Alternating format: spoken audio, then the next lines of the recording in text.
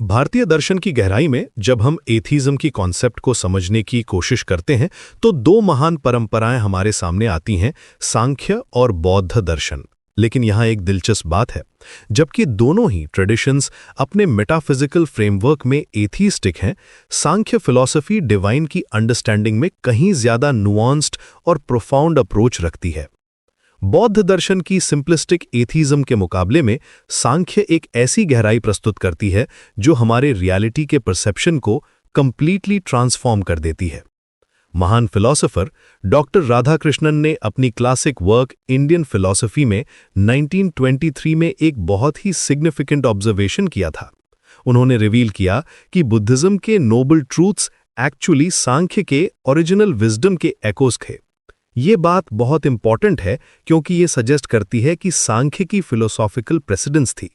Says Kapila का sophisticated metaphysical system generations पहले से ही उन प्रोफाउंड ट्रूथ्स को एस्टैब्लिश कर चुका था जो बाद में बुद्धिज्म में इमर्ज हुई।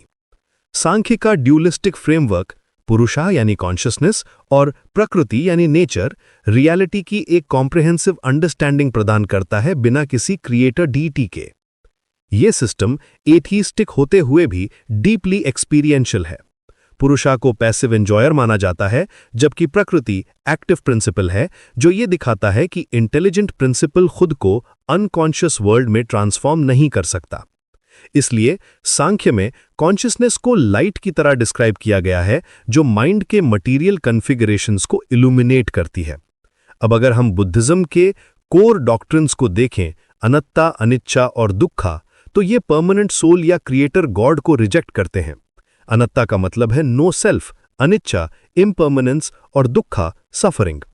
बुद्धिस्ट फोकस शून्यता यानी एम्प्टीनेस पर है और सभी फिनोमेना की इम्परमानेंस पर, लेकिन यहाँ एक लिमिटेशन है। ये अप्रोच अल्टीमेटली रियलिटी और सेल्फ की नेचर की लिमिटेड अंडरस्टैंडिंग प्रेजेंट करती है। सांख्य में लिबरेशन का कॉन्सेप्ट बहुत ही प्रोफाउंड है।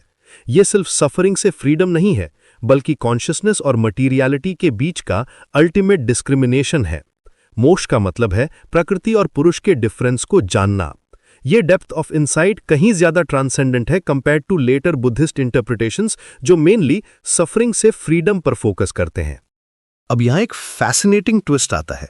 भगवत गीता में सांख्य प्रिंसिपल्स का थियस्टिक इंटरप्रिटेशन मिलता है। गीता में भगवान को बहुत इमिनेंट और ट्रांसेंडेंट के रूप में प्रेजेंट किया गया है जो नेचर के वेरी फैब्रिक में परमिएट करता है। ये थियस्टिक इंटरप्रिटेशन सांख्या के एथियस्टिक फ्रेमवर्क को डिवाइन डिवोशन के साथ इंटीग्रेट करती है।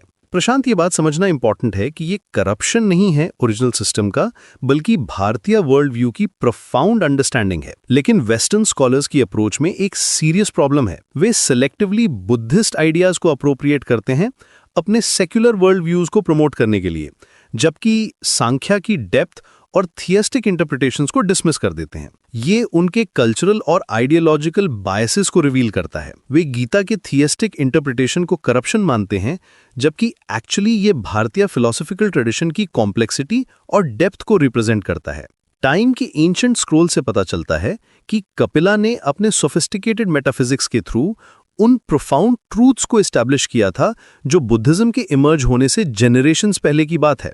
कपिला का सिस्टम रियलिटी के फंडामेंटल नेचर की ज्यादा नुआंस्ड अंडरस्टैंडिंग ऑफर करता था। उनका अप्रोच लिबरेशन को सिर्फ सफरिंग से फ्रीडम के रूप में नहीं, बल्कि कॉन्शियसनेस और मटीरियलिटी के अल्टीमेट डिस्क्रिमिनेशन के रूप में प्रेजेंट करता था। इसीलिए जब हम एथियज्म की कॉन्सेप्ट को इंडियन फिलॉसफी में एनालाइज करते हैं तो हमें यह समझना चाहिए कि सांख्या का एथियस्टिक फ्रेमवर्क एक्चुअली डिवाइन की डीपर अंडरस्टैंडिंग को फैसिलिटेट करता है। यह सिस्टम हमें इनवाइट करता है कि हम सेल्फ और यूनिवर्स की मिस्ट्रीज में डीप डाइव करें। Absence of created DAT Sankhya की एक्सपीरियंशियल नेचर को डिमिनिश नहीं करती, बल्कि और भी प्रोफाउंड बनाती है। आज के टाइम में जब हम इन एंशिएंट विजडम ट्रेडिशंस को स्टडी करते हैं तो हमें भारतीय वर्ल्ड व्यू की एक्सपीरियंशियल रिचनेस को एम्ब्रेस करना चाहिए।